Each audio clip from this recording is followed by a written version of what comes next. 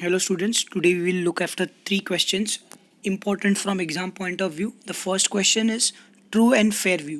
मतलब आप अगर कभी भी एग्जाम में आए ट्रू एंड फेयर व्यू, मतलब एक चीज़ याद रखना, ट्रू एंड फेयर व्यू मतलब ऑडिटर को सच्चाई की मूरत बनना है।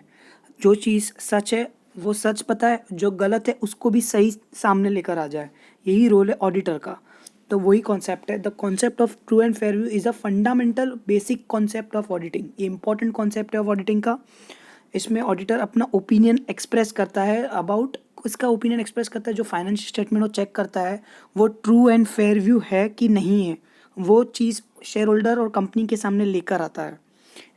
इन शॉर्ट क्या करता है, वेरीफाई करता है। क्या करता है, verify assets, liabilities, income, expenditure, कि वो सही अमाउंट पे डिस्क्लोज किया है कि नहीं, प्रॉपर डिस्क्लोजर फॉलो किया है कि नहीं, बुक्स ऑफ अकाउंट्स मेंटेन किया है कि नहीं, ये चीज़ों का ध्यान रखना है। And true and fair view अगर बोला नहीं भी गया हो फिर भी it is to be followed.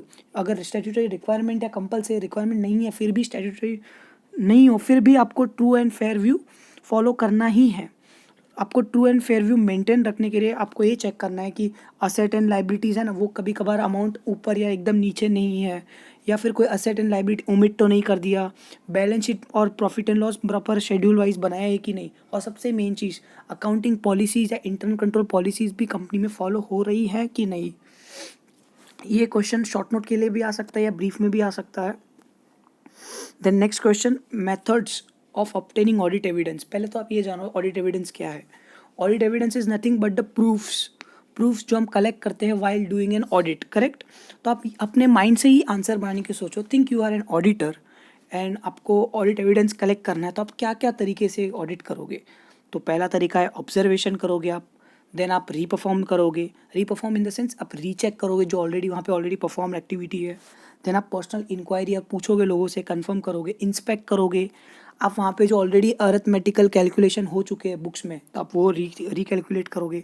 कोई भी ट्रेंड्स या फिर रेशियो एनालिसिस आप वो भी चेक करोगे। तो ये methods of obtaining audit evidence. तो मैंने इसके लिए एक शॉर्ट की बनाई है। ऑब्जर्वेशन ओ, री परफॉर्मेंस का re, personal inquiry and confirmation का पी, इंस्पेक्शन का आई, येस कंप्यूटेशन का वाई, एनालिटिकल रिव्यू का ए, और ए पी आ। That's a shortcut key to remember all the 6 names. और री परफॉर्मेंस अगर आपको समझना है, री परफॉर्मेंस क्या है, मतलब जो कंपनी में ऑलरेडी उन्होंने बुक्स ऑफ अकाउंट्स बनाया है, तो फिर ऐसा तो नहीं हम चेक नहीं करेंगे, हम भी उसको रीचेक करेंगे। दैट इज़ नथिंग बट री परफॉर्मेंस और रीचेकिंग। देन पर्सनल इंक्वायरी, तो पता है आप इंक्वायरी करोगे तो ही आपको कुछ आंसर्स मिलेंगे। एंड जो कभी कभार क्या करते हैं, हम क्वेश्चन नहीं पूछते, हम आंसर ही फैक्ट बताते, तो उस पर कंपनी कंफर्मेशन देती है, तो वो ही कंफर्मेशन है। रिस्पॉन्सेज के ही कंफर्मेशन आते हैं। इंस्पेक्ट करो, आप चेक कर रहे हो। कंप्यूटेशन मतलब in the sense, yes computation मतलब ऑलरेडी चीज़ें कैलकुलेट की हुई है, फिर भी आप उसको चेक करोगे दोबारा से। So yes you will compute it again. Analytical review मतलब जो इंपॉर्टेंट ट्रेंडिंग है, रेशियोज है, डेटा एनालिटिक्स है, वो चीज़ें भी आप उन लोग की ऑडिट में आप चेक करोगे, रिवाइज करोगे। तो ये दैट इज़ द शॉर्ट की और A P R for this question. अगर एग्जाम में आएगा तो आप लिख पाओगे, तो एक बार पढ़ लेना ये। The next question is importance of ICS, मतलब इंटरनल कंट्रोल सिस्टम क्यों इंपॉर्टेंट है। पहले तो आप ये चीज़ ध्यान में रख लो, इंटरनल कंट्रोल सिस्टम मतलब जो भी वहाँ पे कंपनी में अंदर इंटरनली की जो मैनेजमेंट चल रही है उस पर वॉच करना, सुपरवाइज करना।